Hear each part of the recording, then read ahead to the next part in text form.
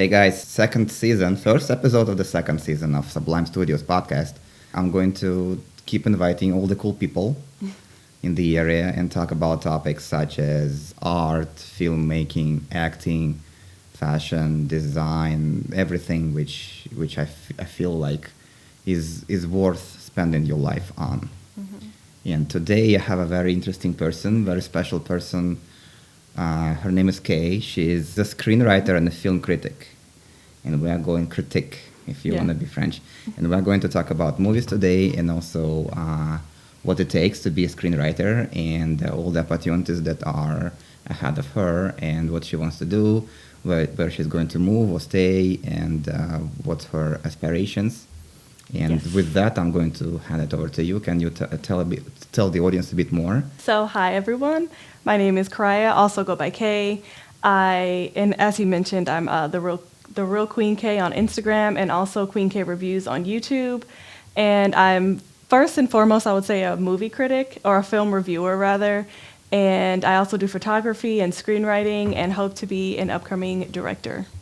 Kay actually prepared to talk about three different series or three different movies, three different movie directors or movie genres. Mm-hmm. So we're going to talk about the movies of Yorgos Lathimos.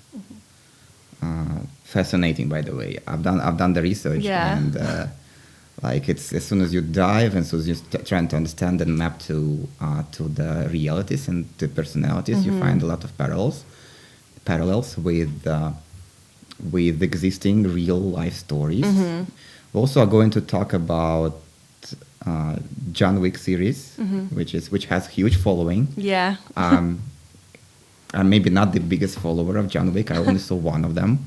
And then the third genre we're going to talk about are movies shot within or with the use of like modern technology, specifically laptops, specifically all the video conferencing and all the interactions you can have online. And here I want to highlight the movie called Profile. The reason why, actually, I saw that movie. Did you like it? Yes, I saw the Profile movie because the screenwriter is Timur Bekmambetov, who is from Central Asia, so it's maybe like Uzbekistani, Kazakhstani. He had shot quite a bit of really cool movies. One of them is Lincoln, about the vampires. I don't know if you've seen. I haven't. Yeah, it's more of a comedy, but he takes this twist on the American history where Lincoln was the vampire hunter. I've seen the trailer, but I haven't seen the movie. It looked pretty wild. It's wild, yeah. Yeah, I got into CCH in LA, which is in like the Tarzana area. And I got into film school right as COVID was starting. So that I started online, but obviously film is a very hands-on thing. And I feel like I kept struggling with whether or not it was worth it to do it all online. And also like the commute in the meantime. There were bigger projects toward like our third and fourth year that we would have to like collab, and it would make more sense to like do it on campus and stuff. So yeah, I started around COVID, and then we were supposed to go back on campus, and then the Delta happened, and then the Omicron happened, and there was this was the time before the vaccine even. So yeah, I started and did a few different quarters online. And then it just kept like going on and going on and going on. And then they were just like, yeah, finally, like, we just don't know when you guys are coming to campus. And I had to make a really tough decision to just not continue school and just kind of go like a freelance route. I'm all the way in like past Berkeley, more toward like SAC. So I actually wanted to see the last Jurassic Park movie in 3D, and Redwood Theater was like one of the only ones playing it at the time that I wanted to see it. And so I was like, well, I'm just going to drive over an hour to go see this movie. Like, this is going to be the last Jurassic Park movie probably in my lifetime. So I got like the VIP pass, and I went all of the days of the film festival and just really getting plugged in where I can. And I feel like it happened at a really important time because I didn't really have any connections, and it feels very huge, like when you step into like, okay, I'm going to do this as like a creative, and I'm going to go into like the film festival like circuit. And I was like, oh my God, like I know that I can do it, but you need connections. That's just what it is in this field. And so I feel like it's really given me a ton of connections, first of all, and then also just a lot of confidence. And yeah, it really came at a very, very specific time, I feel like. You know, get to make all these connections and just be around creatives, like, keeps you creative and it keeps you motivated. So it's been a really cool ride so far. Tony Gapestone runs this company called Brave Maker, and it's a nonprofit with a mission to support all the creatives in the area willing to tell brave stories. Yeah. Like you, like me, and anybody who has something to say. Yes. And also who is interested in putting this on the camera and all the way into production. You never know when you're going to meet the people you're going to work with. Very true. So like networking is a lot of, it's a skill, but also it's a very fruitful skill. Yeah, yeah. So like I think we've met first time during this, you mentioned you came all the way to the film fest in Redwood City. Yeah. Yeah, so this is where I think I saw you first time. This was all the way back in, what it is? July. In July, now, yes. yeah. Yes. You see, like now, like half a year after. Yeah, even yeah. more, bam, like we're doing the podcast. Oh, and So- on the Crossing Guard Yes. shoot, that, yeah. Exactly. That one as well, yeah. Crossing Guard was another movie where Tony was the director, and also he was the lead actor there. Which is and- nuts, yeah. That's a Yeah, really big feat. Exactly. Just FYI, that's no joke. I would tell him, like, I'm so in awe of you, like, directing and doing all of these things and acting and, like, remembering your own lines. And I feel like that's really tough. I'm not one who wants to be in front of the camera. So for actors, I'm like, props to you. I feel like it's so overwhelming, like, learning lines and having all these different characters to portray. That seems very, I don't know, big, very, very huge to me. So that's, shout out all the actors. Yeah, and well, you do it too. Oh, thank you. Appreciate Yeah. this. But I do have bad news for you because there are 3 cameras looking at you right now. Well, you are in front of the camera, so Well, there's yeah. no way to avoid that. True. Yeah, and then I do it on YouTube too, which is funny. Mm-hmm. But I also did that so I would get more comfortable in front of the camera, because also I feel like that's definitely a part of directing, is knowing how you feel in front of the camera and being able to, know all the angles and like the body language and maybe body language that the actor isn't picking up on. And, just to have that experience, really, I feel like that makes a great director in a lot of ways.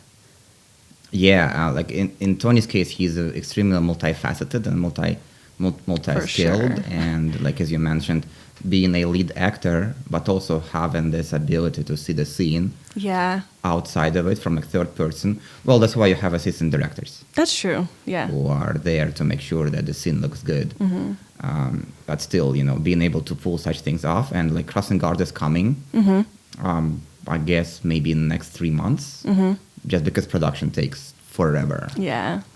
And funding and all that stuff. Tell us a bit more about your experience with YouTube, with running a channel, and what kind of videos, what kind of topics do you cover there, and as well as how can people find your YouTube? Yeah. So on YouTube, it's QueenK Reviews, and it's mostly movie reviews right now. I think I'm going to start doing some shows. I just watched Behind Her Eyes. Have you seen that on Netflix? I heard about it. I haven't Yeah, watched it. it's so good. And the minute I finished it, I was like, oh my goodness, okay, I'm gonna start doing show reviews. So as of now, it is mostly film reviews, and yeah, it's pretty much all genres right now. I just want to, like I said, get more comfortable behind the camera, and it also helps me think more analytically about film, and helps me learn more like cinematographers' names, because I'm really fascinated with cinematography and like sound design, and a lot of people who I think wouldn't get as much recognition. I feel like people are starting to like be more like fascinated and more interested in like directors and producers and executive producers and the sound designers and all of that. And I feel like before it was like just the actors. So I also want to be a part of that, giving all those people their flowers, because as a person interested in production, I think to be able to follow certain people when I find them interesting or I find their work interesting is very inspiring, and it just keeps you motivated to keep going on those days where you're like, oh man, maybe this is I don't know, maybe you're just getting tired or you're getting exhausted. Like, you need a lot of momentum, I feel like, to be a creative and to go into film, because things happen a lot slower than I think we realize. Yes. When movies are like on a big scale and you see like a trailer and you're like, oh my God, I can't wait to see that movie. And then it comes out in 2 weeks. You're thinking, oh, okay, they probably filmed in like 2 months and were able, when really that could have been shot like 2 years ago and they just got the funding for it and the distribution for it. So yeah, having endurance is very, very important, and just finding ways to be inspired and to be motivated have really been key for me. Things take much longer. Yeah. I've been on a movie set 2 days ago, and we were supposed to be done by like 1 p.m. Mm-hmm. Unfortunately, some scenes take unpredictable number of takes, Mm-hmm. and one scene was specifically difficult, and we had something like 15 takes. So we were sitting there all the way until 5 p.m. So you see, It happens. Yeah, and Yeah. you never know. And even with crossing guards, remember? Yeah. It also was supposed to be like done by, like, I guess noon. Yeah. And then we were supposed to transition to a different location. Mm-hmm. But instead, it only wrapped up late at night. Yeah. Because things take extra effort, extra takes. Yeah. And then sometimes scenes go out of order because the environment also has a lot of influence Right. on what you can film. Yeah. And this is why you never know. It's like when you go to a movie set, you don't know if you're going to be done in 3 hours or in 30 hours. It's very unpredictable, and that's just the camera work. Yeah. And then when you go into production, you figure out that all the things you haven't seen on the set, they are very obvious now when you go over and you rewatch all the same takes. Mm-hmm. So yeah, that's why production takes sometimes years. Yeah. And then it's post, you know? Mm. And then extra things like Foley and, you know, the sound, and if it's a live orchestra or, you know, I mean, that's bigger productions, but, you know. And then, or if it's a smaller thing, sometimes you have to find sounds that are available to the public, open domain, that are, you know, free domain. So that could also be an obstacle if you, because I've thought of like certain little like shorts that I want to do, but it's around a song that's like public domain. So I'm like, unless I got like permission from, you know, some huge artist, which is, I mean, possible, but it's not likely. So yeah, it definitely takes a while, and just be patient, because things like will happen. It just will happen slowly. But that's what I've mostly learned so far, is be very, very patient. And I'm normally not a very patient person. Yeah. So I've had to learn to like just rewire my brain and just tell myself, like, not just because it's not happening right away does not mean that it's like not going to happen. We live in a very like instantaneous kind of world. You know, people are like, oh, I text you like an hour ago. Like, why didn't you respond? Or, you know, we have to kind of always be available with like our phones and like social media and, you know, read receipts and all that stuff. So I think it's definitely somewhat of a struggle to work through that and to tell yourself to be patient. But when it's something that you want, you know, that delayed gratification is important to work on. This formula applies to a lot of things in your life, not just filmmaking or putting enough effort in being an entrepreneur like you are. Yeah. Trying to start a business. Well, clearly, you know, YouTube channel is a form of business. Yeah. And you have to put out enough content before YouTube allows you to actually start making money. Yeah. So this is the form of delayed gratification, of course. Definitely. So many people probably give up before they get there. And, you know, unfortunately, what happens is that when platforms mature, this bar for monetization gets higher and higher. Right. You know? Right. So that's why it's very easy to join some platform early if you know that this platform will pick up. Yeah. You know, because who would have thought for YouTube? Like exactly. This was not this like incredible popular platform. Like I remember when it was just very random videos on YouTube, and it was more so, I don't know, they were just random, or they were like how to like fix stuff. Like it was like a how-to video. I can't really pinpoint when YouTube popped off, but I would say I noticed it definitely like a little bit before and then during the pandemic. So yeah, it definitely is delayed gratification, because you're right, it is a numbers game, and the algorithm, everything, it has to be like trendy. And, then I have to go see the movies early. And then sometimes I'll like go see the movie, I'll write my review, film it, edit it. And then like life will just happen, or I'll be like working and I'll be like, oh my God, I filmed that like a week ago. Like I could have had that out, but and editing also takes time. And then like for one of my reviews, I don't know what was going on with my software, but I was having like technical difficulties for like a good like week. Like my computer just kept crashing and I was just like, oh my God, I could have like had this out. So yeah, knowing you also have to consistently do it. I think I've heard that it helps on the algorithm if you like post during the same time, like every week or even like every month. So I've also been trying to decide like when I'm going to consistently post on there, because I've just kind of been doing it as the films come out, but I don't feel like that's working with the algorithm very well. So now I'm going to try to do one like at least once a week, even though I know in January and February is kind of a dead area for films. But I've seen like Megan and Missing, and I saw Skinamarink also. So there are, and Puss in Boots, I'm going to see that this weekend. So there are films coming out. It's just, they usually save them for like March and on for like the big blockbusters. But yeah, I'm going to try to get it out like at least once a week. I don't feel like that's a whole lot to ask. I can do that. Very interesting. So when you do a review for a movie, do you spoil the movie completely, or say if I wanna know if I wanna go and see the movie? I usually have like a warning in the description, like spoilers or contain spoilers. Okay. And then I try to like just vaguely talk about it, and then I'll say like spoiler alert, and then say whatever is going on about the film. But yeah, it depends. Sometimes I feel like I want you to go see it and experience, like, I love when I can't figure out a film because I've seen so many. So for the most part, I can kind of be like, okay, A, B equals C. Like, I know how this is going to end. But for, like, films like Missing, I didn't know how that one was going to end. I also didn't know how Searching from 2018 was going to end. So, yeah, for those sort of mystery films specifically, I usually don't spoil them.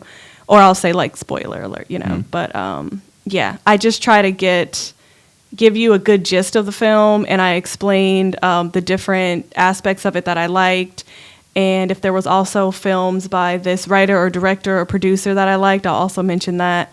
But yeah, I usually just state what I like about it and what stood out to me, or maybe what I didn't like about it, what I thought could be improved on, or why I didn't love something. So yeah, I try not to just spoil the whole thing. I go more into opinion-based review. Basically, if people want to know if the movie is good without actually ruining the movie for them, they can watch this kind of review. Because I hate when I get something gets spoiled for me. Like, I'm not someone who wants to watch it after it gets spoiled if it's specifically like a movie that I'm really interested in. Like, if someone would have spoiled Missing for me, I would have been pissed because I love good mystery films in general, and we don't get a lot of those. So a lot of films are just kind of run-of-the-mill, and they'll throw huge actors in there, and it'll get people interested, but it's not I'm not on the edge of my seat. But for that one, I was on the edge of my seat. So yeah, I don't want to ruin it if I don't have to. Just based on the movie names, you're following the trends. You're trying to be on top of everything that's coming out, but also you clearly have your own preferences and your fascinations. So. You gave me some movies you wanted to talk about today. I've done some research, and honestly, folks, as soon as you start to explore and dive deeper into motivations of the specific producers, it's its own journey. Yeah. And I was hoping that 3 hours this morning is enough for me to go over everything. Nowhere near. Once I got through 2 movies, and, it's a rabbit hole. Yeah, exactly. So let's talk about that. So. Movies of Yorgos Lathimos. It's a Greek name, and a lot of movie making is happening in Europe, of course, and they are nominated for Cannes Festival and also I think Sundance. Sundance Festival. I think it was The Lobster, right? Yeah. Yeah. So, interestingly, movies that probably not so many people heard about, but as soon as you discover them, then they are fascinating. So, the first one is called Dogtooth. Yeah. And again, I haven't watched any of his movies. Yeah. I only read Wikipedia articles, and then this is where you go on all the tangents. So the idea of Dogtooth is it's a family, and parents are purposefully isolating the kids Yeah. from the outer world. And that's where all the unusual, interesting, and fascinating psychological effects are being showcased. Definitely. And also it reminds me of similar movies around families living in isolation. I think the famous one is, the family of Whittaker. It's unfortunately it's an inbred family because they were so isolated that they just basically kept reproducing within their own tight family. And I think they still exist in some forest of West Virginia. I found like a short clip of some journalists actually go into their house on YouTube and trying to talk to them.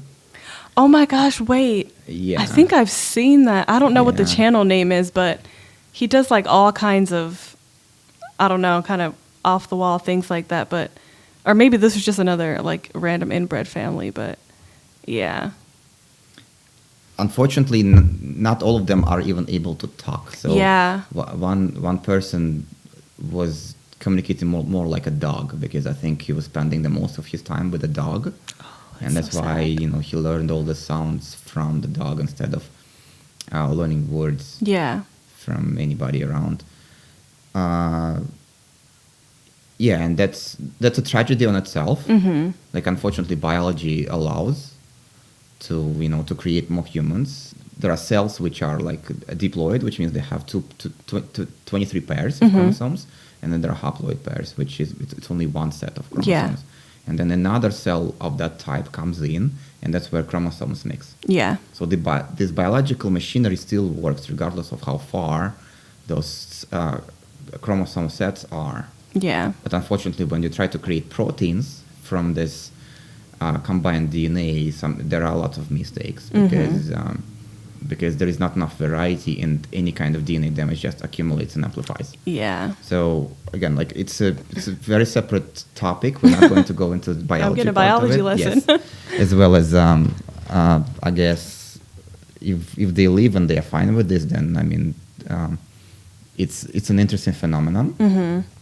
But shooting a movie about something like that, and there are like lots of like horror movie genres where people are just having fun, and they go into like some like deep forest and finding a house there, and this house actually is occupied by, I think there was the movie like maybe Cabin in the Woods or something like that. Or Wrong Turn. Yes, Wrong Turn. Yeah, so another one. But they experience a lot of those more like monstrosities. Yeah. Coming from isolation. And isolation is very fruitful in any kind of screenwriting because isolation causes a lot of unwanted psychological effects. Definitely. So like human beings need connection And stimulation. Environmental yes. stimulation, or your brain will try to fill it in. Yeah. There are experiences which actually exploit this requirement of brain to get stimulation. So like those floating tanks. Yeah. I think there are some actually. Yeah. Those like somewhere. isolation tanks. Yeah. Yeah. And do you want to talk about what's that? Because I don't think everybody knows. Isolation tanks? Yes. Isolation tanks are when you're basically like stripped of like being able to it's dark. I won't say like stripped of your sight, but you're in a dark tank. I believe it's like salt water, so you can float. And then it's like a soundproof container also, so you're not really able to hear or see. And it's supposed to like open like up your brain and to get you like calm And I believe it can also help like stimulate different ideas and like creative things. And it's supposed to be some sort of psychological thing that goes on. That's what I know about it. That's right. So I think we have facilities here close to San Francisco which offer you this kind of experience. And as you described, the idea is that it's an environment which fully removes any kind of external signal. Yeah. Visual, audible, sensory, even the temperature of this water close to your temperature, such that you don't really feel this water as well. Wow, I didn't know that part. Yeah. Wow. And what happens is really soon, within like first 5 minutes, your brain just screams of this need to get the signal. Yeah. And then it tries to compensate, and it starts to see things. That's So nuts. You start to hallucinate. Yeah. Very soon in this tank, and it's kind of reversible process because if you step outside, you will start to get signals from the outer world. But the longer you spend in this tank, the more it takes you to recover after. So I don't know if actually people got if people actually totally lost their minds by spending too much time in those tanks. So usually the session goes between 15 minutes and an hour. I don't think anybody can take it longer. That makes sense. Because of the extreme hallucinations you are going to experience. Oh, wow. Yeah.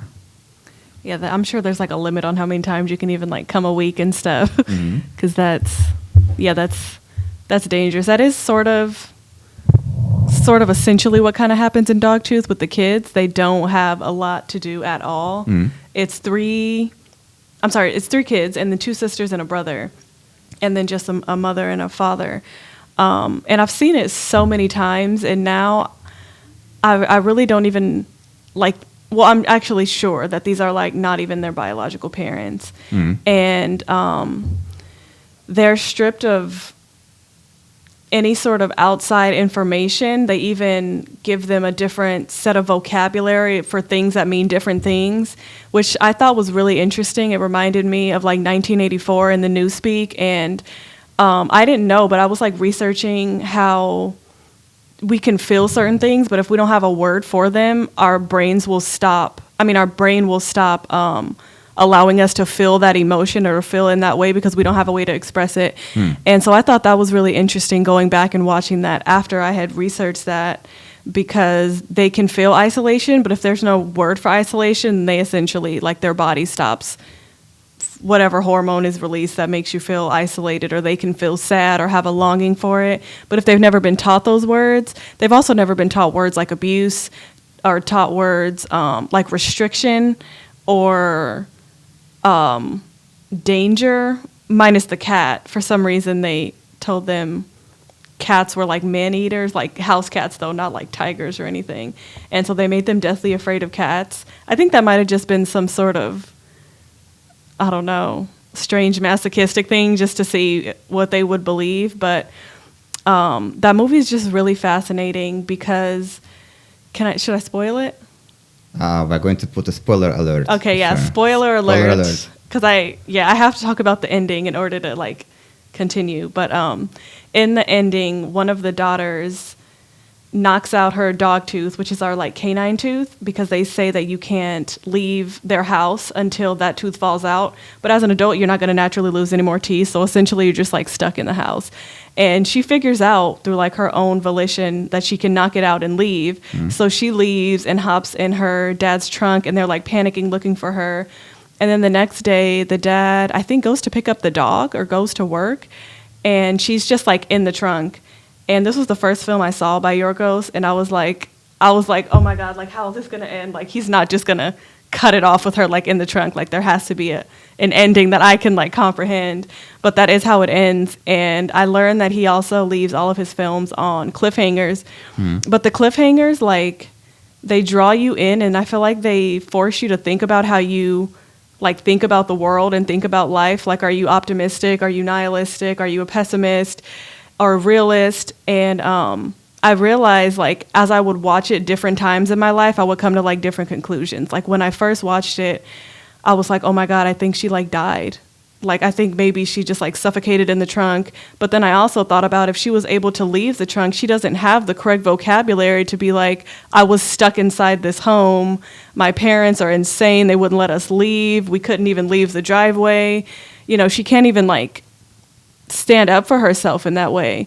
And then so other times I would rewatch it and I would say, I think she got out and maybe they were able to help her, you know, change her vocabulary and understand how things really work. And then sometimes I think she would just get out and maybe just like, I don't know, run or whatever. And that was like her freedom. Like she still did get out even if she wasn't able to like go back and like save her siblings. And yeah, so it was just, I really love his films because also The Lobster, his film about how single people are treated in society. And especially when you're around like married couples, they sort of see you as like an enemy sometimes or like a threat, like, oh my God, I can't have this super happy single person around my married friends because I don't want them to like be thinking they're missing out on something. And so single people are sent to a hotel, and if they don't find a mate within a certain amount of days, they're turned into an animal of their choice. And it really messed me up because I was like, oh my God, what if like all the animals are like people in the world? Because they were like, that's why there's so many dogs in the world, because a lot of people choose dogs. And that was also really fascinating. It's also ends on a cliffhanger, and he's like in the sorry, spoiler again. Spoiler alert. Colin is in they're in like a diner, and the woman that he falls in love with, they find out, and love is like illegal because they escaped the hotel, and the people on the outside, love is illegal. You can't have relationships. And so they find out, and they take his basically girlfriend to get like LASIK, but they do it to the point where she's blind. And so in this society, you have to have something in common with each other, and they were both nearsighted. So now that she's blind, they don't have anything in common. And so the ending was basically asking the question, like, would he make himself blind so they could still have something in common? Because she won't know either way, she's, you know, blind. Or would he like lie and essentially just continue the relationship even though it's, I don't know, incorrect in that sense, or even though it's like dishonest? And it just ends the same way. He's like holding the knife in the bathroom and you don't know what he's going to do. And also, like, I've gone back and watched that a few times, and sometimes I think he blinds himself. And then sometimes I think he just like drops a knife and like walks out and is like, okay, like I can't see either, you know, like I don't know what they would even do though, trying to walk through the woods outside, not being able to see. But yeah, they're just very interesting. I've never had films that like put all of those questions on me in that way. And that I just didn't expect it. I saw Dogtooth very randomly on Shudder. I don't know if you're familiar with that platform. It's like all no. What's Shudder? Shudder is like a curated what do you call it? Not app, a curated film platform. And there's like all sorts. It's mainly horror and thriller, and it's from like independent to small films, big budget films. But it's all mostly things like I have never heard of. There's a lot of really cool foreign films, and that's actually how I got introduced to Dogtooth. And I was just like, wow, I saw the trailer, and it just like blew me away. And his films have been described as dark comedies that aren't funny. And I think that's like a perfect description, because some of the stuff is just so deadpan. And I'm just like, oh my God, this is so uncomfortable, but it's also very, very interesting. And I don't think unless you're in film, you realize how hard that is to film. I don't know how he finds people that are able to like portray these characters, because it could easily come off very flat, very boring, very weird, or like even perverse, depending on how you look at it. The stuff is definitely like adult content situations. So yeah, I don't know how he found these actors, but they're incredible. And I'm glad that he was able to like make his own script come to life. I don't think anyone could like direct his films. I think he needs to like write and direct his stuff. I don't know how it would come out if it wasn't directed by him, because they're very specific. The tone, even like the settings are very like stark white, very like obsessively clean. But that can also come off as boring if you do it like in a certain kind of way. It can come off very like TV series kind of thing. So yeah, he's very, very fascinating to me. I hope I get to sit down and just pick his brain one day. That's what film festivals are for. Yeah. It seems like he raises a lot of deep themes, Yeah. but they somewhat common between his movies. Mm-hmm. Lobster is primarily about that. Internal nature of humans to find their mating partners. Yeah. But also in Dogtooth, there was this whole like supporting character of, I think, housemaid who was coming. Yeah. For the brother. For the brother. Yeah. And, well, again, I haven't seen that. I only read Wikipedia article. Yeah. So I kind of wanted to learn, like, what's your understanding of this and why he is bringing this, like this maybe like more like sexual nature to their movies, and what part it plays in telling the whole story. I think he might have more of like a Freudian look at sexuality, because Freudian is more like, it's very like more so male and like male, wow, what's the word? A jealousy that like females can have toward males. And, or there's even this thing called penis envy that he thinks females go through at a certain age. It's very bizarre, but I think, and also in that film, it's essentially a prostitute, like the father is paying to have sex with the brother, but he doesn't give any of that attention to his daughters, and he also wants, I'll just say that person is not an option. He lets the brother decide which of his sisters he wants to now do that with. So I think that was I think in that movie, it was a more of the control type of thing, because in a lot of ways, sex or sexuality can be control. And I think that's why we want to limit it around like young people and around like kids, and like, oh, don't look at that, don't do this until that age, don't even watch that, don't even talk about that, because it opens this whole other like can of worms. And in The Lobster, it's very impersonal when they discuss sex or when they discuss relationships. It's really just so you can like have a person, so you can like fit in and not get turned into like this other. In that film, it's a dog or a whatever animal you choose, but people do look at you a certain way when you're like at a certain age and don't have a spouse or don't have kids or don't have the whatever set of things that you're supposed to have.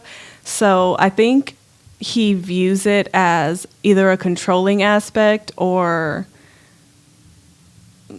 just a part of the relationship, so you can like fit in maybe. But yeah, it seems to be all very impersonal. I don't know how he really feels about it in real life, but it seems to be very impersonal and very, I don't know what other word besides impersonal, but yeah, that's how it. It's more like mechanical. Yeah, just like because it's more of a inexperience. Yeah, than it's a desire to have it. Yeah, and I would even say like the result of sex, which is children, that he doesn't seem to view children like an extension of us. They seem to be viewed like things you can like mold, or something that you can create and make exactly what you want it to be. But that's I guess sort of the point of Dogtooth, is that you cannot, even if you put something in a certain environment, there's always like room for growth that's outside of your hands. Because I didn't expect her to be able to, growing up in that super, like a military compound environment, to be able to be like, hey, I can like bend the rules actually. And even when she started, she came up with a name for herself. She decided she wanted to be called Bruce. And that was like the first time but it was because she had seen films from the outside world. So, so that was the first time that she had brought vocabulary into her home and decided that she wanted to be called by that. And that was, her way of like declaring her own freedom in her own identity as like a person. Yeah, and that's another theme. So, of course, in that realm where it's extreme isolation, nothing external was allowed. So her getting her hands on on movies from Hollywood Yeah. was definitely something that she would be punished for. So there is a theme of rebellion Yeah. against all those rules and against her authoritative father in this case. Yeah. And he's also said that they're somewhat of a creative depiction of the Greek government during those times. Apparently it was very controlling. And so that was his way of like expressing growing up like that and being very, very controlled by his government and you know, not feeling safe and not even being able to like talk about certain things. I mean, we even feel that over here, and we don't have a totalitarian society by any means. So, you know, I can't imagine what that must be like. But if you watch his films, you'll get somewhat of what that was like, and it seems real rough. Yeah, folks. Well, we tried to not spoil it for you. So if you just keep the spoiler alerts and what followed after them, then I think you still can enjoy the movies. This very deep stuff, fascinating, and like I definitely, even though I read the Wikipedia articles, I just want to see how it's made from the point of view of acting component, filmmaking component, and you mentioned all the environment, which also might be perceived as boring, but for this specific story makes a lot of sense to kind of emphasize, you know, how controlled and how artificial the environment is. Yeah. Wonderful. Okay, let's switch gears and talk about, well, I mean, next on the list is John Wick, and I think I've seen the very first one. I haven't seen everything that came after. I'm pretty sure a lot of people seen the John Wicks. I know there is a lot of following, so probably you can talk a bit more more freer about such a big movie. Yeah. We still are going to announce that it's a spoiler alert, but feel free to spoil it for me. Because, you know, because I'm curious. Yeah. So what was really fun for me about John Wick was the Matrix trilogy was the first trilogy that like I bought on DVD. And I remember I was in the store with my brother and I was like, oh, the Matrix, like all three of them together. I was like, I should get it, hun. He was like, yes, like absolutely, you're gonna love it. I think I had only seen the first one up until that point, and I watched it and I just felt absolutely in love. And to see him like get a new franchise like because I was in like I think the first one was 1999. So I mean, that wasn't really I wasn't really at an age where I could like appreciate it, obviously. And so now like watching him in like a full-on action film that very much mirrors The Matrix has just been insane. And for it to be such high quality, very similar to The Matrix, I didn't think films that weren't done by the Wachowskis could be so like, I don't know, visually like tantalizing. I didn't think like their scripts and their action sequences are literally done to like every little detail. And it's just been really, really amazing to see him get a revitalized action film franchise and to see him and Lawrence Fishburne together again. I was like, oh my God, Neo, Morpheus, like I am living. This is amazing.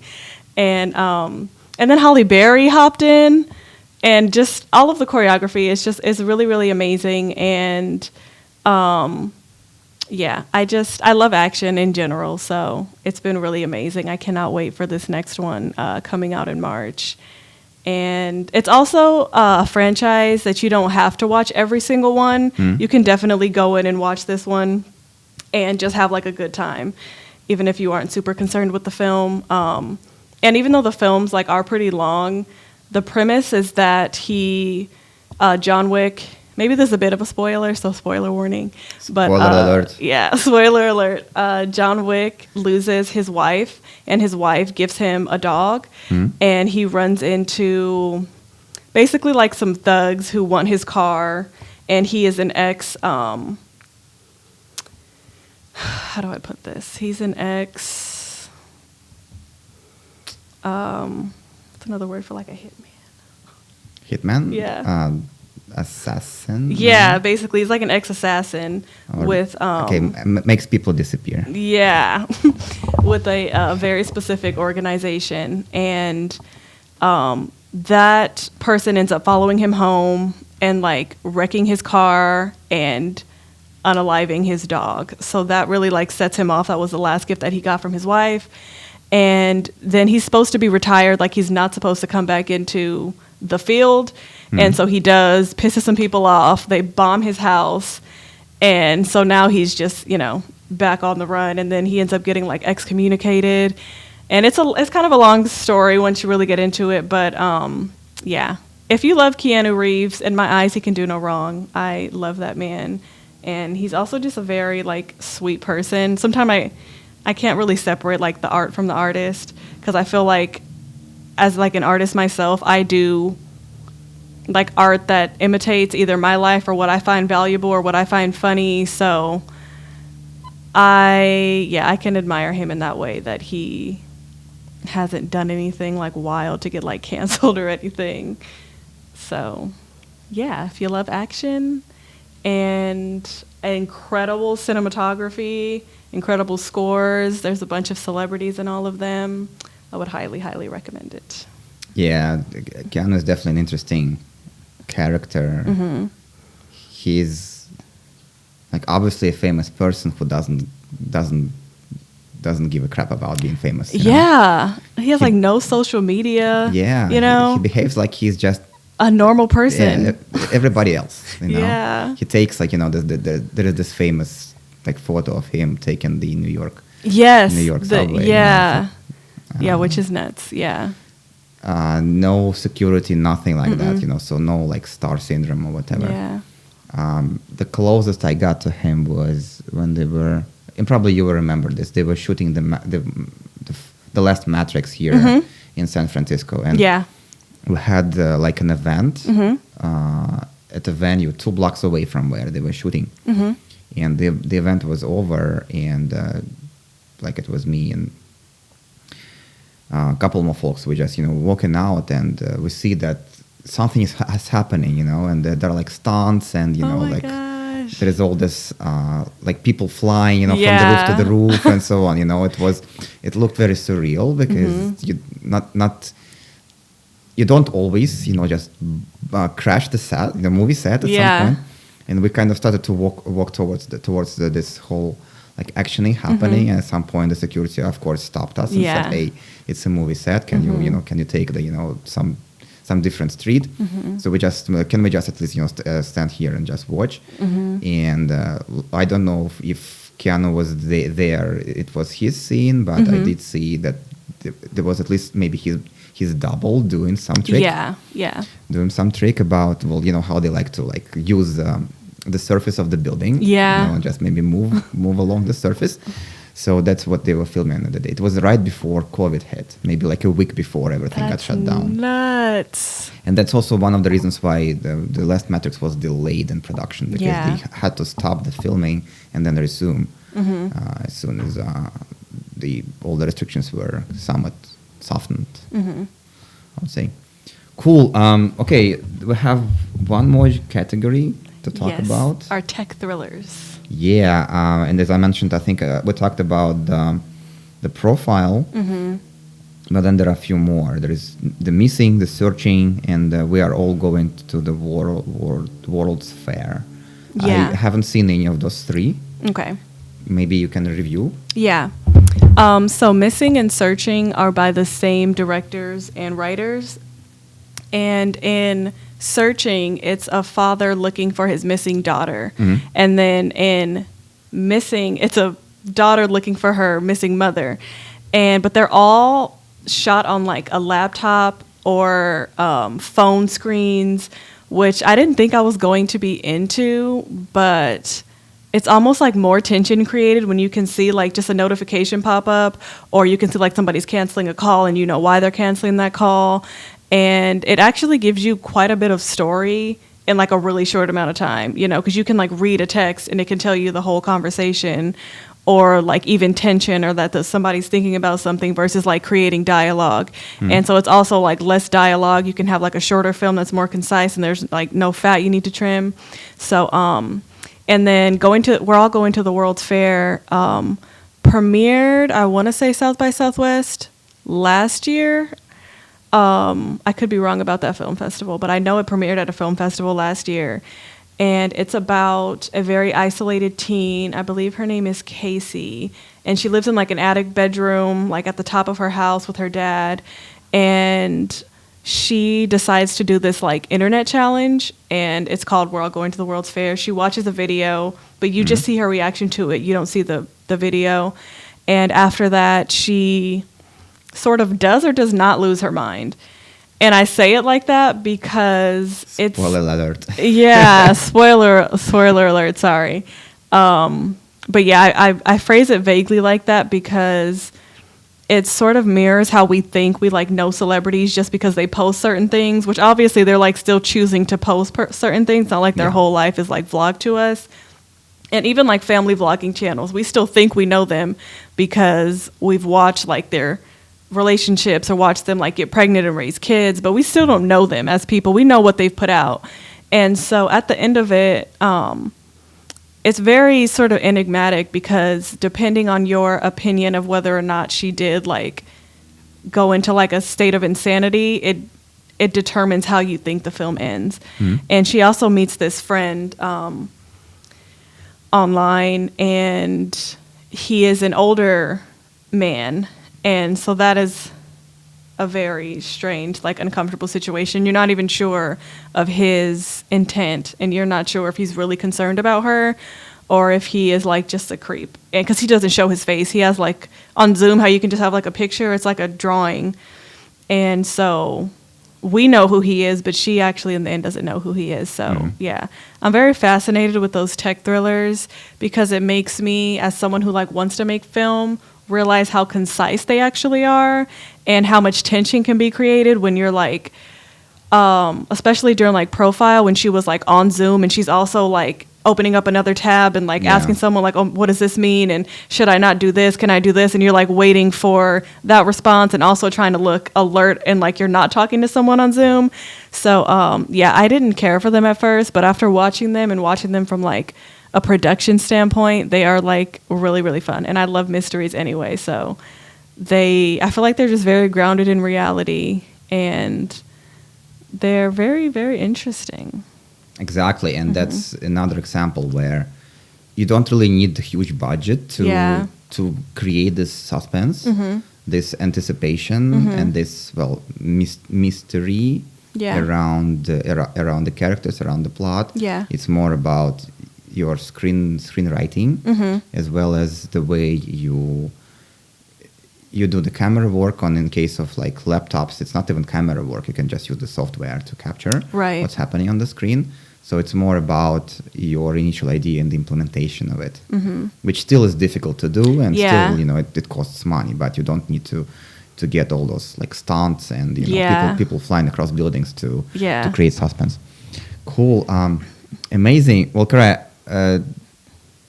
I just wanted to say that I think you're doing very interesting, derivative but still creative work. And folks, if you want to see more content like this, then follow Kariah on her Instagram. And we're going to put Instagram here. We're going to put as well your YouTube channel, the link here below. Tell us what's next for you. Like, you clearly want to keep growing your channel, but also you want to do more screenwriting. Do you see yourself actually writing your own movies and then we'll be looking for people to help you film?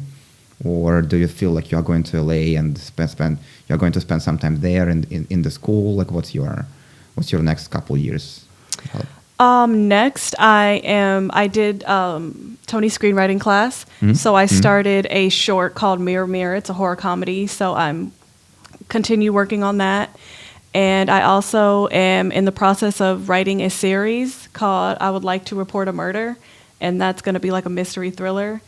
And I see myself staying here for now. I don't see myself moving to LA anytime within like the next few years unless something incredible happens. But I've made so many important connections, I feel like, that I really want to explore here and recently. So yeah, my next few goals are getting both of those films finished, making trailers for those, and then working on production. Yeah, and if you need assistance in production, well, I think you know all the right people. Yeah. I do see a lot of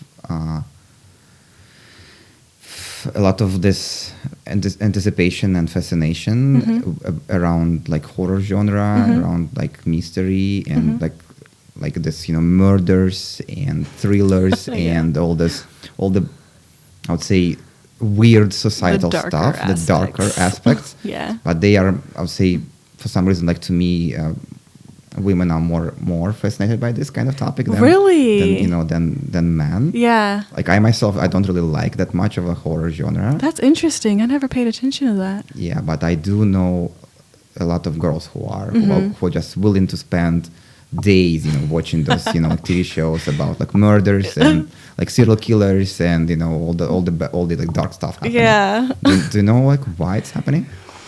Now that you mention it, I think it's because being a woman in general, you're more likely to like run into violent things. You're more likely to, experience things like domestic violence or to be like, I don't know, to be just like scared to be what you are like outside. If I went like jogging at night, I would have to literally just be concerned that I'm a woman jogging at night. If I have my headphones in, I'm like, oh, okay, I can't hear if somebody like bum rushed me or, so I think just maybe being more susceptible to danger and to violence, we sort of watch it and explore it more to maybe like understand it. Because once I understand something more, I'm not more afraid of it. And I also know like how to protect myself. Or like how to put myself in the shoes and like even humanize people who do violent things. So for me, I think that's what it comes from, in that I was exposed to like horror films very young because I have a psychologist aunt who was, she just like loved them, and so does like a lot of part of my family. And I have like older sisters who were like, oh, I don't want to watch it by myself, like watch it with me. And then they'd be like, you can sleep in my room and we'll like have a nightlight. So that's kind of how I got exposed to it. I was like terrified, but now I have like a real fascination with it because I also like to explore why I feel things. And so fear in particular is very interesting because I know it's usually a secondary emotion, usually, or if there's like an initial threat, then but when you're watching a film, you're not in danger, you just feel like you are. So I think that's why, just being more susceptible to danger and violence. From the evolution point of view, like you definitely mentioned that women are more in danger of any kind of like violent or any kind of behaviors which would put them into a disadvantaged position, possibly all the way until getting killed. Yeah, unfortunately. And that's why, again, from the evolutional point of view, it makes sense for women to at least be more prepared and understand the situation in which, so kind of build up this intuition where there might be danger for them. Yeah. And that's why they love to watch like basically other women being in this. Not anybody, not just women, but being in situations where there is immediate danger. Yeah. Such that this kind of patterns can be learned and then recognized in real life. Yeah, I think you explained it quite well. Yeah, that's what I would say. Yeah. That's interesting, though. Now I'm like wondering, I'm like, I actually don't know a lot of guys that like love horror. Now that I think about it, it's definitely like the opposite. Yeah, and I learned that I know I'm maybe not the best moviegoer when it comes to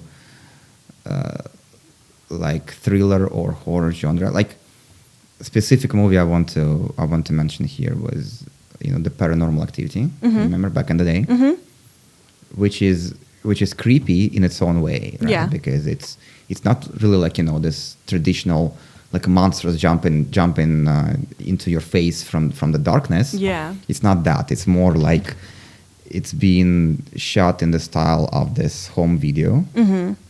And all the creepiness is being delivered to you through this night vision filter. Yeah. And that's why it's so believable, because you do see those things in real life and the picture is not really good. Yeah. So you cannot be 100% sure if the same stuff doesn't happen to you. So like half an hour into the movie, I'm like, well, no, can I just leave? You know? So like to me, maybe I'm just taking those things too seriously, but like I don't really feel that much of a entertainment from that. How much I feel like I'm just very, I would say, it's just creepy. You know? Yeah. Yeah, and then those films, like, the tension is literally, like, in what does not happen. So, you know, I think it also depends on just, like, what you find scary. I didn't really find those films scary either. Although I will say it is a different experience when you see them in the theater versus when you see it at home. I saw the first one, at home, and I think it was the third one. In the theater, and I wasn't like terrified leaving, but like the jump scares are like, you know, in surround sound, so like they get you in that way, but it wasn't terrifying to me either. But I will say, in that same vein, I saw the Blair Witch Project at home in the daytime, and that got to me. I was like literally curled up on the couch, and I was like, I couldn't look away, but I was like, oh my God, I don't even want to see what she looks like at this point. Like, I'm a mess. I'm like so tormented. And then when the camera just falls and it just like shudders, and I was just like, uh-oh, sorry. And I was just like, oh my God, like, and that one. But it was lower quality, which sometimes can work in your favor. And I didn't know how it would end. So I think just depending on what you're going for, and that was just a huge thing of like less is more. But I would say nowadays audiences aren't really looking for less is more. You got to do that really correctly for that to work, because we're so used to seeing everything and, you know, 2-3 cameras and all these industrial lights and everything. So, yeah, I don't know how that film would work today, but Skinamarink just came out, which is very similar to that, and the angles are nauseatingly low. They're like at the kids' like knees, and then they're super high up at like the ceilings. And I was getting frustrated because I was like, oh my God, can I get one wide? Like, this is driving me nuts. But the tension does really like ramp up, and sometimes they have the kids like super close to the mic to where it's like it's doing like that reverb thing, and it just sounds like you can like hear them like spitting on the mic, and then sometimes something will appear and it'll talk so low that you're like, wait, was that words? Like, so then it gets very creepy like that, because sometimes like, I don't know, when you like think you hear something in your house, or like, you know, you're like, oh, did somebody just knock on my door? And then you have to like stop and wait and listen. Or do I see something in the dark? Like when it's like just dark enough that your eyes can't focus. And it was super, super low budget. So I was like trying to like squint the whole time. But also I'm like, oh, I don't even know like what I'm going to see. And yeah, the sound was all over the place. So it was a very disorienting film. But yeah, it's doing well so far. It's already made like twice, I think maybe 3 times its budget, and it has a super limited release, but it's doing well for, I had to drive like an hour just to see that one too, so. But yeah, go see that one if you like Paranormal Activity, or you like the Blair Witch Project, if you're just looking for, it's not handheld, I mean it is handheld, but it's not like found footage, but it feels like it, if that makes sense. Yeah, and also on that topic, I've read somewhere that if you like watching movies and you believe that it's a good idea to take your date on a movie, the first date should be like a thriller or a horror genre. Yeah. Because it instills so much of emotion. I have heard that, yeah. But then in this case, like, what is she or he, depending on what your preference is, what is she going to remember? Is she going to remember you, or is she going to remember the movie that made you feel that way? Yeah. You know? And a couple also walked out during that film right in front of me, and they were like, we've just like had enough. I can't like sit through this anymore. So because they got so uncomfortable. Also, yeah, I think, and it's very slow. It's the definition of a slow burn. So I would say take them to John Wick instead. That'll for sure be fun. Because if you take them to the wrong film, you're right, they might remember like they can't plan a date, or I didn't like that film, you know. So also just a little note here. I would say watch the film and then go to like eat dinner, because I've made that mistake. You have so much more to talk about after you've seen like a film and then go eat versus like before. And then it's just kind of awkward departing after like a film, I feel like sometimes. So. Oh, interesting. So you are that kind who likes to go to movies for dates. Not for like a first or second. I feel like I need to know. Yes. Maybe like if we're already dating, but I wouldn't go to like the theater for a first date, because we're really just sitting in a dark room. Like, we're not talking, we're not getting to know each other. I can see how you thought of the film afterward, but I like to do more of like an interactive thing, especially for like the first few dates. Like, go like mini golf, or I don't know, go-kart or something, or like what is it, Dave and Buster's? Something more like that, where we're like having fun. I can see how competitive you are or not. Yeah, not for like a first date. I don't feel like, no. Yeah, and I would say that movies are, I think, when you go to a movie theater, it's not to talk for sure. Right. So you probably would go to a movie theater with somebody who you know for quite a bit, and who at least can wait to deliver whatever they think until the end of this movie, because otherwise, or if you really want to share thoughts as you watch, then you can do like house watching party, where you can actually put Those the movie on the pause, and then discuss things and then resume. Right. Yeah. But unfortunately, that's a good point. Unfortunately, what I also observe is it's very easy to just get distracted from the movie. In this case, like when you are in the theater, it's very immersive, because as you mentioned, all the technology, sometimes 3D, the surround sound, and sometimes, they have those like vibrating chairs under you. The D-box. yeah. So this is very immersive. But when you're at home, it's like somebody calls you and you have to go and pick up the call and so on. So it kind of, you're getting very different experience. So that's another way of watching a movie. If not the movie per se is so interesting, but say the feedback you get from the people you are watching it with. Yeah. And for dates, I totally agree with you. Like the first date, actually last year we had a dating coach on our podcast, and she was giving a lot of really practical advice about dates, about how to avoid all the frustration from dating and so on. Yeah. So basically, her advice was that first date should be short and something that doesn't require lots of commitment, because if it doesn't go well, it's just easy to That's true. Yeah, I've made that mistake. It doesn't work out, So she says the best thing to do is just like if you drink coffee, go grab a cup of coffee. If it goes well, you can go somewhere else after this. That is very good advice. If it doesn't go well, at least you had your coffee. Right. Can't have enough of that.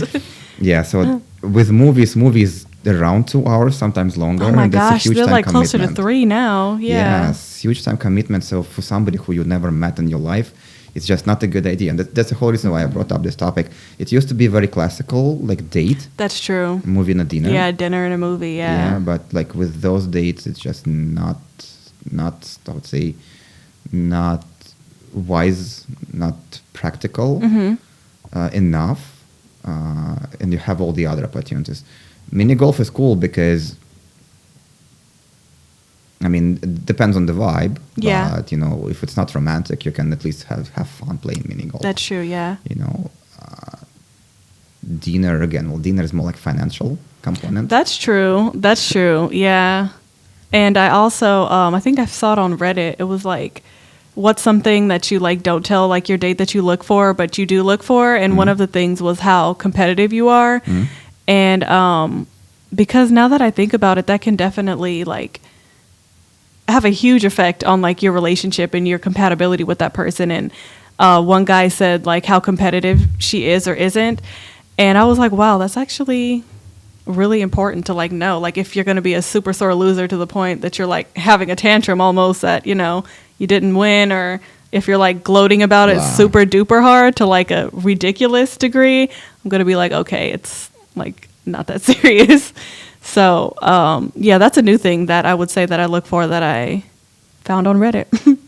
You never know what you're going to find on there. But yeah, those are very, very good tips, especially about making the first one short. I've made that mistake where we like plan 2-3 things, and then I'm like, wow, I feel like I just spent like a week with you. That was like, maybe we shouldn't have like done 3-4 things, you know? So yeah, keep the first date short. So before you go on a date, don't you do like research about the person? Oh, yes. Which is also an interesting thing because I hate that I kind of do this, but if they don't have social media, I feel like weird about it. And I'm just like, oh, he's an alien. Like, what? Yeah, because that's, I'm sorry, didn't mean to interrupt. That's a carryover to all those like horrible things you are watching, because usually killers don't have any social media. You see? They're trying to stay super low. That's funny. And you know, take advantage of this benefit of a doubt. Yeah. You know, because women primarily, they are kind creatures, and they are evolutionarily designed to show compassion, emotional intelligence towards folks of their tribe. But what they are trying to figure out is, are you their tribe or not? Right. You see, because if you are from different tribe, you're actually a competitor, and they are in danger. You know, so having social media is paramount in this time and day. Yeah. Even for dating, specifically for dating, because, well, as you're saying, doing research is at least checking, you know, his Instagram and see, you know, how weird the photos are there. Yeah. And or like who's commenting on it? Like, is your ex still commenting on your pictures? Do you still have pictures, you know, up? Yeah, because otherwise, even though like I know that you're putting up stuff on your own social media, but if you don't have it, then I literally just have to go by like your word. Yeah. And I can't always take that at face value because like I wouldn't know you that well on like a first date or, you know, first, second date or whatever. So it takes time for me to like, I mean, I feel like it takes time for most people to like build that up and to be able to like trust your word. Yes. Just at face value. So, I mean, it's not impossible. People in the past used to just, you know, not have social media and just date the old-fashioned way. But yeah, I feel like in this new tech world, I think it's important because that's another part of like your life, you know. And yeah, it's another way that I could like get to know you. Yeah, and old Instagram is one. I mean, there are all the others like TikTok, Snapchat. Snapchat doesn't really have any history. Oh yeah. Huh. YouTube channel is another way to, you know, to show your personality without necessarily meeting all the people. That's true. So like if you can find your future date social media and just, you know, see what they are doing. That's true. You know, that gives you at least some idea of, you know, whether they are an interesting person or not, and whether you're willing to spend any more than 15 minutes with them. You know, that's another idea. So, you know, to summarize, and I think you are bringing really good summary here.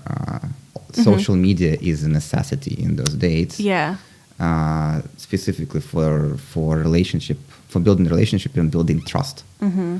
You see, like back in the day, like say when our parents, you know, were dating, or, you know, even our grandmas and granddads were dating.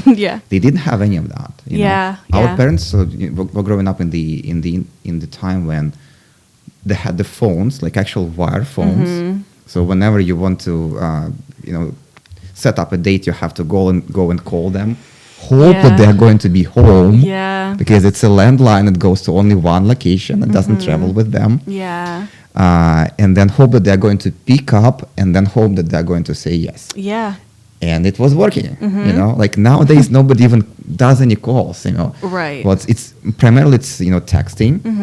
But secondly, like now you have all those ways to deliver your personality and kind of show your character a bit before the first date. You see, back in the day, there was none of it. That's very true. And that's why people were just, you know, accepting this as a reality.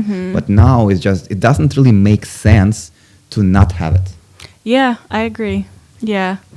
Yeah, I guess it's just sort of like getting up on like the time you're in, like, you know, sure, you have the option of not having social media and not being present online, but you're also like shortening your own window for as far as like dating prospects, I feel like, because people tend to think like you're sneaky or you're not trustworthy or you're hiding something or not social, like especially if you're attracting very extroverted people, that would be like probably a red flag for them, because they're like, well, I love people and I get energy from people, and you know, I love interacting with people online and in person and all that. So if you're not online at all, you're probably not going to want to like go out with me and network or do all of these different things. I don't want you just standing there awkwardly and I introduce you and that's all you say is your name. So I think in a lot of different ways you're like closing yourself off to like a lot of things, because that's just how we roll these days, you know. We're using technology all day long, and that's just what it is. I love it. Yeah. Really well said. I couldn't have said it better than you. Amazing.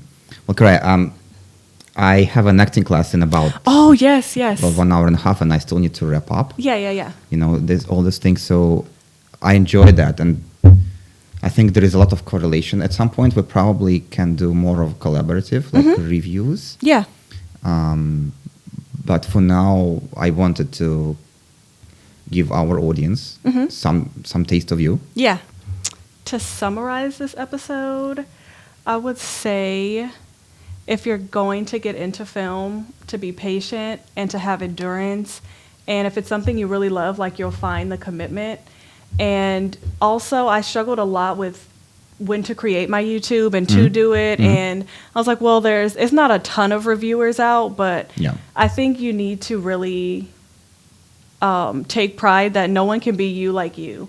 And so that's what I kept telling myself. It's like, yeah, they're doing the same thing, but they're not doing it the way you're doing it, or they wouldn't say it the way you're saying it. So just know that you always have something to contribute, even if there's 500 people doing the same thing, that no one can be you like you. And to be brave and a brave maker and go after your dreams, and don't be afraid to make connections. Don't be afraid to do things that scare you, because that's where the growth happens.